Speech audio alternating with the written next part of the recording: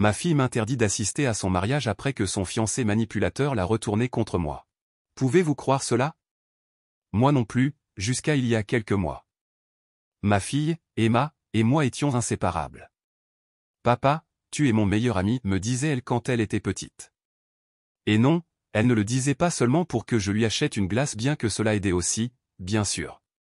Nous avons toujours eu cette connexion spéciale, c'était comme si nous pouvions parler de tout, de ses rêves de devenir designer à la fin des ventes de certaines séries que nous regardions ensemble. Quand Emma a annoncé ses fiançailles, j'ai presque pleuré d'émotion. Bon, en fait, j'ai pleuré, mais je ne l'ai dit à personne. J'ai pensé, ma fille va se marier, et je vais être là pour la soutenir en tout. C'est pourquoi, quand elle a dit qu'elle voulait un mariage de rêve, je n'ai pas hésité une seconde. Je lui ai dit, Emma, ne t'inquiète pas pour l'argent, je m'en occupe. C'est comme ça que je suis, un père fier prêt à tout donner pour sa fille. Tout allait bien, jusqu'à ce que ça n'aille plus. Le premier signe que quelque chose changeait est arrivé sous la forme d'un appel téléphonique. C'était un après-midi normal, j'étais assis sur le canapé à examiner les options de fleurs pour le mariage. Oui, j'étais aussi impliqué que ça quand mon téléphone a sonné et que j'ai vu le nom d'Emma. J'ai souri. Bonjour, ma fille, et je dis en attendant son ton joyeux habituel. Mais, les amis, quelque chose était étrange. Son ton n'était pas le même, il était distant, comme si elle parlait à un étranger. Papa, j'ai besoin que tu ne donnes pas autant ton avis au digi, a-t-elle dit de but en blanc. Je me suis figé. Non pas parce que ce qu'elle disait me blessait, ce qui était le cas, mais parce qu'elle ne ressemblait pas à elle-même. Je lui ai demandé si quelque chose n'allait pas, mais elle m'a coupé rapidement. Tout va bien, papa, j'ai juste besoin que tu nous fasses confiance. C'est notre mariage. C'est là que je l'ai remarqué dans nous. Ce n'était pas Emma qui parlait, c'était Emma et son fiancé, Sai. Écoutez, je n'ai jamais eu de problème avec Sai. Enfin, au début. C'était un gars poli, travailleur, et il semblait aimer ma fille. Mais, avec le temps, j'ai remarqué qu'il avait cette ambiance, comment dire sans paraître mesquin, d'un type contrôlant. Il devait toujours avoir le dernier mot. Au début, je pensais que c'était mon imagination, mais après cet appel, je ne pouvais plus l'ignorer. J'ai passé le reste de l'après-midi à penser à ce qui s'était passé. J'ai essayé de le justifier, peut-être qu'elle est stressée par le mariage, peut-être que c'était juste une mauvaise journée. Mais plus j'y pensais, plus je sentais que quelque chose se brisait entre nous. Ce n'était que le début, car ensuite sont venus plus d'appels, plus de courriels, et plus d'instructions. Chaque fois que j'essayais de m'impliquer, c'était comme si je marchais sur un champ de mines. Et laissez-moi vous dire, je n'aurais jamais pensé que mon soutien inconditionnel deviendrait quelque chose de gênant pour ma propre fille. Mais me voilà, me demandant si j'avais fait quelque chose de mal. Savez-vous quelle est la pire partie? Ce n'était que le premier avertissement, les amis. Vous n'avez aucune idée de ce qui est arrivé ensuite. Je vous ai déjà raconté comment tout a commencé, n'est-ce pas? Ce premier appel étrange n'était que le début. Pourquoi, les amis? Si vous pensiez que les choses allaient s'améliorer, eh bien, non. Au contraire, la situation a explosé d'une manière que je n'ai jamais vue venir. Quelques semaines se sont écoulées après cet appel, et ma relation avec Emma ressemblait à marcher sur des œufs. Chaque fois que nous parlions, il semblait y avoir un mur invisible entre nous. Même ça y a commencé à se mêler. Vous savez ce type de personne qui ne dit jamais quelque chose directement mais qui laisse des indices? Eh bien, c'était Sai. C'est super que tes parents aident autant, mais au final, c'est notre mariage, a-t-il dit une fois devant moi. Waouh, comme si je ne le savais pas. Mais je me suis tu, pour Emma. Puis est venu l'appel. Oui, en majuscule. Parce que, les amis, cet appel a tout changé. C'était un mardi après-midi, je me souviens parce que je regardais un épisode de ma série préférée. Mon téléphone sonne, et voilà Emma à nouveau. Papa, pouvons-nous parler? Bien sûr, ma fille. Toujours. Eh bien, il s'avère que parler n'était pas exactement ce qu'elle avait en tête. C'était plutôt une embuscade, car la première chose qui est sortie de sa bouche a été « Papa, je pense que tu ne devrais pas venir au mariage. » Quoi? Je ne savais pas si je devais rire, pleurer, ou lui demander si elle plaisantait. Qu'est-ce que tu dis, Emma? Ai-je demandé, en essayant de ne pas avoir l'air d'avoir reçu un coup de poing dans l'estomac. C'est juste. Je ne sais pas si ce serait une bonne idée. Kai et moi avons parlé, et nous pensons que ta présence pourrait être un peu gênante pour certains invités. Oh, d'accord, parce que moi, le gars qui finance le mariage, je suis gênant. J'étais littéralement sans voix. Enfin, presque. Gênant, Emma? Je suis ton père. Quel invité pourrait éventuellement se sentir mal à l'aise avec moi? Et puis est venu le clou du spectacle, Kai pense que sa famille ne se sent pas à l'aise avec toi, surtout après que tu aies essayé de donner ton avis sur le DJ et les fleurs. Ils disent que tu sembles vouloir tout contrôler. Les amis, je vous jure, je n'ai pas de mots pour décrire ce que j'ai ressenti à ce moment-là. Je ne savais pas si j'étais plus blessé ou furieux. Moi? Contrôlant? Si tout ce que j'ai fait, c'est offrir mon aide. Et maintenant ça. J'ai essayé de la raisonner, j'ai expliqué que mon intention n'avait jamais été de contrôler quoi que ce soit, que je voulais juste quel est le mariage de ses rêves. Mais peu importe ce que je disais. Papa, s'il te plaît, comprends. C'est notre décision. J'espère que tu pourras la respecter. La respecter? Bien sûr, parce qu'il s'avère que financer le mariage ne vous donne même pas le droit d'y être. J'ai raccroché le téléphone sans dire un autre mot. Et en regardant l'écran, quelque chose en moi a changé. S'il ne voulait pas de moi au mariage, alors j'avais aussi une décision à prendre. Quelle décision, les amis? Vous ne pouvez pas imaginer ce qui s'est passé ensuite. Après cet appel, je me suis assis sur le canapé, regardant dans le vide. C'était comme si mon cerveau essayait de traiter ce qui venait de se passer. Ma propre fille venait de m'interdire d'aller à son mariage. Le mariage que je payais. Écoutez, je ne suis pas du genre à exploser immédiatement. Ma réaction initiale a été plutôt de la tristesse. J'ai pensé à Emma petite fille, avec ses yeux brillants quand elle courait vers moi après l'école. Comment elle disait toujours qu'elle voulait se marier un jour avec quelqu'un qui la traiterait comme une princesse? Et maintenant il s'avère que la princesse était devenue quelqu'un qui ne voulait même pas de son propre père à son mariage. Mais ensuite est venue la colère. Allons donc. Quelle sorte de logique est ce? Nous ne voulons pas que tu viennes, mais nous voulons ton argent? Cela n'a même pas de sens. Si je suis si gênant pour y être, alors cela devrait aussi être gênant de financer chaque détail. N'est-ce pas? Et c'est là que les choses sont devenues intéressantes. J'ai passé toute la nuit à réfléchir. Je n'ai littéralement pas dormi du tout. D'un côté, il y avait ma fierté qui me disait, c'est un énorme manque de respect. Annule tout. Mais de l'autre côté, il y avait l'amour pour ma fille, parce qu'au final, quel genre de père ruine le mariage de sa fille? Finalement, à l'aube, je me suis réveillé avec une décision prise. Je n'allais pas agir impulsivement, mais je n'allais pas non plus les laisser me marcher dessus. Alors j'ai fait quelque chose que je n'aurais jamais pensé faire, j'ai appelé un avocat. J'ai besoin de savoir si je peux annuler les paiements pour un événement que je finance et je expliquais. Et oui, les amis, je me suis assuré. Les contrats étaient à mon nom. J'avais tous les droits du monde de l'annuler. Et croyez-moi, cela m'a un peu soulagé. Mais je n'ai pas pris la décision immédiatement. Au lieu de cela, j'ai décidé de parler à un ami proche, quelqu'un en qui j'ai entièrement confiance. Je lui ai tout raconté, de l'appel à mon dilemme moral. Et sa réponse a été simple, s'ils ne veulent pas de toi là-bas, alors ils ne devraient pas vouloir ton argent non plus. C'est une question de respect, mon ami. Je ne vais pas mentir, ces mots m'ont marqué.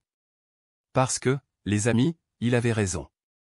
Il ne s'agissait plus seulement du mariage, il s'agissait de la façon dont il me traitait. Et si Emma n'était pas capable de me défendre devant son fiancé et sa famille, alors peut-être que je devais lui donner une leçon. Alors, ce même après-midi, j'ai décroché le téléphone et j'ai commencé à passer des appels. D'abord au lieu de réception, puis au service de traiteur, et enfin au DJ. Je n'ai encore rien annulé, mais j'ai tout mis en attente. Parce que si ma présence n'était pas la bienvenue, alors mon argent non plus. Les amis, croyez-moi, ce n'était que le début du chaos. Après avoir mis tous les paiements en attente, j'ai ressenti quelque chose que je n'avais pas éprouvé depuis des semaines, la paix. Enfin, au moins pour quelques heures. Parce que, honnêtement, je n'étais pas sûr combien de temps il faudrait avant que quelqu'un ne s'en aperçoive et que le drame n'explose. Je n'ai pas eu à attendre longtemps. Ce même soir, j'ai reçu un message d'Emma, « Papa, le lieu de réception dit qu'ils ont besoin de ta confirmation pour le dépôt final. » Tout va bien? J'ai pris une profonde inspiration avant de répondre. Écoutez, une partie de moi voulait tout laisser sortir à ce moment-là, lui dire exactement ce que je faisais et pourquoi. Mais une autre partie, la partie qui était encore son père, voulait lui donner une chance de réfléchir avant que les choses ne deviennent incontrôlables. Alors j'ai juste répondu, j'évalue certaines choses. Je te tiendrai au courant. Pas même 10 minutes ne se sont écoulées avant que mon téléphone ne sonne. C'était Emma. Papa, qu'est-ce que ça veut dire que tu évalues des choses? Le dépôt final est dans 2 jours. Qu'est-ce qui se passe? C'est alors que j'ai décidé d'être honnête. Emma, tu te souviens de ce que tu m'as dit il y a quelques jours? Que tu ne voulais pas que je vienne à ton mariage parce que ce serait gênant pour certains invités? Eh bien, je ne veux pas non plus mettre qui que ce soit mal à l'aise, et cela inclut mon argent. Silence. Un long silence pesant, comme si j'avais coupé la connexion. Finalement, elle a parlé, papa, es-tu en train de dire que tu vas tout annuler? Non, je ne dis pas ça. Pas encore, ai-je répondu, en essayant de rester calme. Mais je veux que tu comprennes quelque chose. Il ne s'agit pas seulement du mariage, il s'agit de respect. Et honnêtement, je n'ai pas l'impression que tu me respectes en tant que ton père en ce moment. Sa réaction a été intense. Cela n'a rien à voir avec le respect. C'est notre mariage, et si nous décidons que nous préférons le garder petit et sans conflit, tu devrais comprendre. Cela n'a rien à voir avec toi, papa. C'est là que j'ai un peu perdu patience. Emma, bien sûr que ça a à voir avec moi, parce que c'est moi qui finance ce mariage. Et si je ne suis pas assez important pour y être, alors dis-moi, pourquoi devrais-je être assez important pour le payer? Silence à nouveau. Mais cette fois, il a été plus court. Papa, s'il te plaît, ne fais pas ça. Tu ne peux pas faire ça. Je pouvais entendre la tension dans sa voix, et je ne vais pas mentir, ça m'a fait mal. Ça m'a fait mal parce que je n'ai jamais voulu en arriver là. Mais je savais aussi que je devais tracer une ligne. Emma, je t'aime, mais si je ne peux pas être à ton mariage, alors je ne peux pas continuer à le financer non plus. Moins de 24 heures plus tard, mon téléphone a commencé à exploser d'appels et de messages. D'abord, c'était Emma, papa, s'il te plaît, pouvons-nous en parler? Puis est venu Sai, monsieur, je pense que vous agissez impulsivement. Et enfin, la belle-mère d'Emma. Comment a-t-elle obtenu mon numéro? Aucune idée. Mais son message était clair, il ne s'agit pas seulement de vous. Vous affectez le bonheur de votre fille. Affecter son bonheur? Bien sûr, parce que le bonheur de ma fille dépend apparemment d'un lieu luxueux et d'un menu à 5 plats. S'il vous plaît. Je ne mentirai pas, la culpabilité a commencé à s'insinuer. Étais-je trop dur? Étais-je en train de ruiner le jour le plus important de la vie de ma fille? Mais juste au moment où ses doutes commençaient à grandir, quelque chose s'est produit qui m'a rappelé pourquoi j'avais pris cette décision en premier lieu. J'ai reçu une capture d'écran d'un ami proche.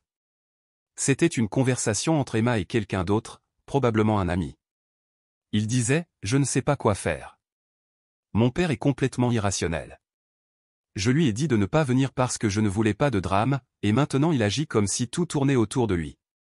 C'est tellement typique de lui. C'est là que tout s'est éclairé. Ce n'était pas seulement une décision hâtive d'Emma. Il y avait un récit où j'étais le méchant. Et, les amis, s'ils allaient me peindre comme le méchant du film, alors j'allais jouer ce rôle à la perfection.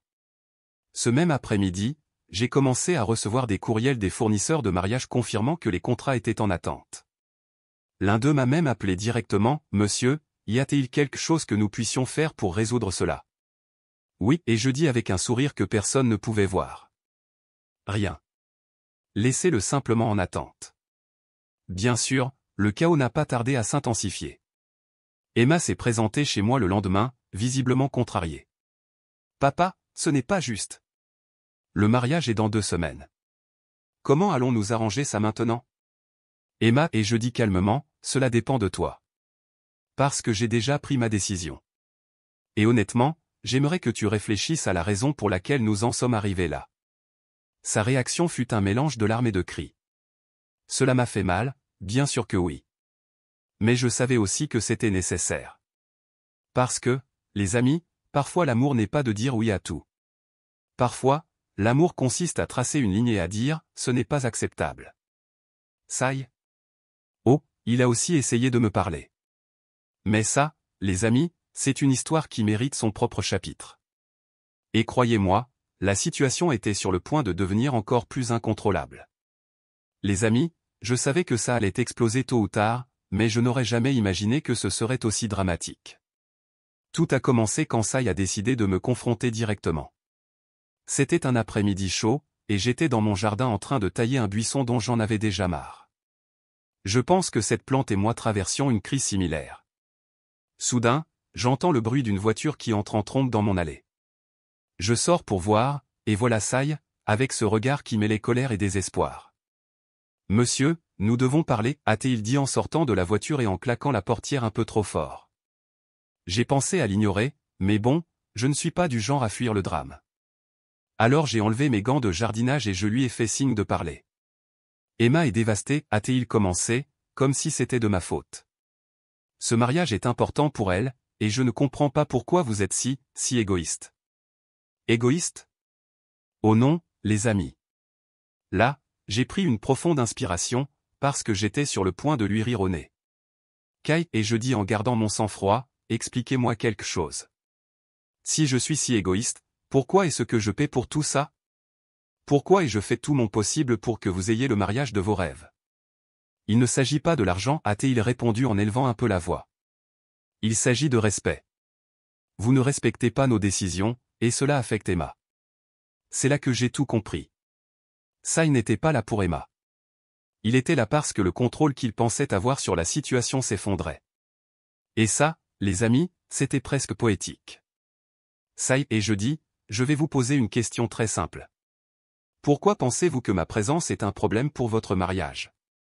Parce que, honnêtement, je n'ai fait que vous soutenir. Alors expliquez-moi, qu'est-ce qui vous dérange vraiment? Il est resté silencieux pendant quelques secondes.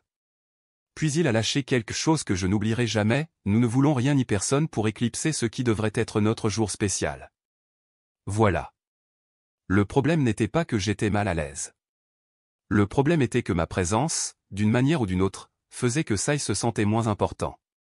Et à ce moment-là, j'ai su que j'avais pris la bonne décision. Kai, et je dis, il ne s'agit pas de vous. Ça n'a jamais été le cas.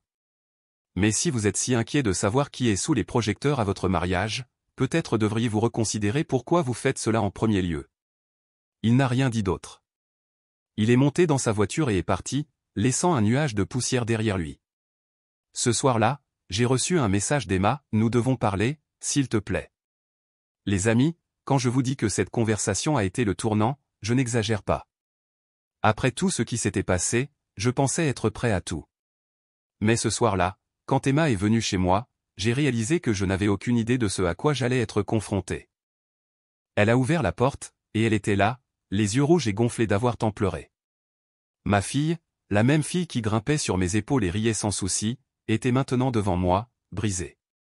Papa, a-t-elle dit d'un ton que je n'avais jamais entendu auparavant, un mélange de douleur et de regret, nous devons parler. Je l'ai invitée à s'asseoir, et pendant quelques secondes, aucun de nous n'a rien dit. Finalement, c'est elle qui a rompu le silence. Je ne sais pas comment nous en sommes arrivés là, a-t-elle commencé, la voix tremblante.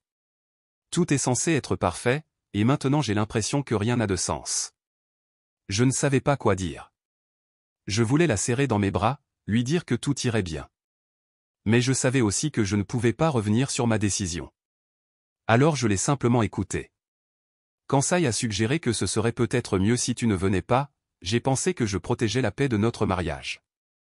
Je ne voulais pas de conflit ni de dispute. Mais maintenant j'ai l'impression d'avoir tout gâché.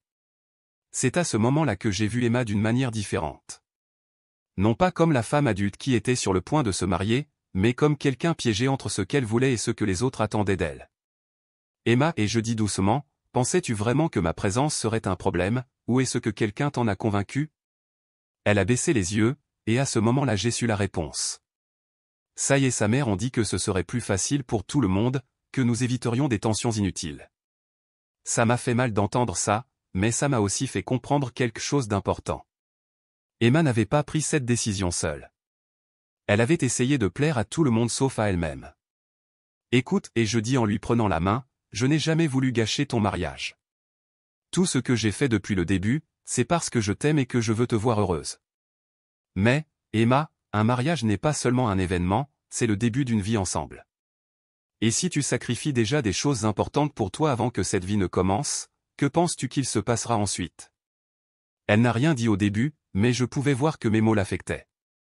Finalement, à travers ses larmes, elle a chuchoté, « Je ne sais pas quoi faire, papa. » La seule chose que tu puisses faire, et je répondu, c'est te demander ce que tu veux vraiment.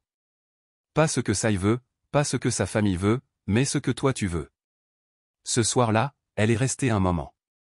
Nous n'avons pas tout résolu, mais pour la première fois depuis des semaines, j'ai senti que nous avancions vers quelque chose de mieux. Le vrai rebondissement était encore à venir, et vous ne le verrez pas venir. Après cette conversation, Emma a quitté ma maison plus calme, bien qu'avec encore beaucoup de choses en tête. J'ai aussi ressenti un mélange d'émotions, soulagement d'avoir parlé, mais incertitude quant à la décision qu'elle prendrait finalement. Ce que je ne savais pas, c'est que le destin avait déjà d'autres plans pour ce mariage.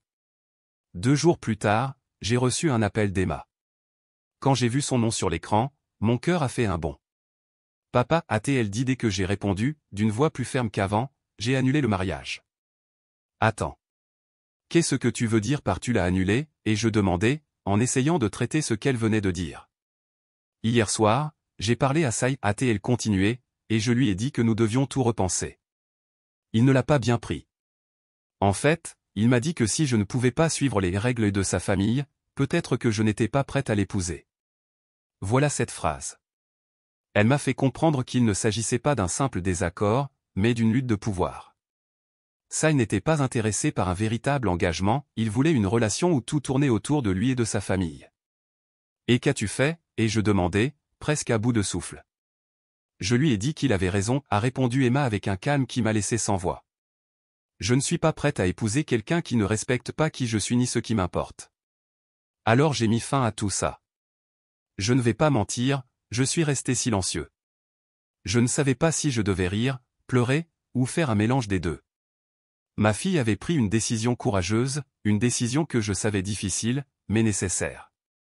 Papa, a-t-elle continué, je pense que j'étais tellement concentré à plaire à tout le monde que j'ai oublié le plus important, si je voulais vraiment ce mariage. Et la réponse est non. Je ne voulais ni ce mariage, ni cette vie avec Sai. À ce moment-là, quelque chose s'est brisé en moi, mais pas de tristesse. C'était comme si un énorme poids avait été enlevé de mes épaules. Emma, et je dis, je suis fier de toi. Non pas pour avoir annulé le mariage, mais pour avoir défendu ce qui compte vraiment. Les jours qui ont suivi furent un tourbillon. Emma a dû expliquer à ses amis et à sa famille ce qui s'était passé, ce qui n'a pas été facile. Mais, curieusement, au milieu de tout ce chaos, elle semblait plus légère, comme si elle avait retrouvé une partie d'elle-même qu'elle avait perdue. Et moi, eh bien, j'ai fini par annuler les contrats de mariage, bien que cette fois-ci avec un sourire aux lèvres. Cet argent qui allait être dépensé pour un événement plein de tensions et d'attentes, je l'utiliserai maintenant pour quelque chose de beaucoup plus important, soutenir ma fille dans le nouveau chapitre de sa vie. Donc, au final, j'ai appris quelque chose de précieux, parfois, la meilleure façon de montrer son amour est de laisser les choses se briser pour qu'elles puissent être reconstruites de la bonne manière.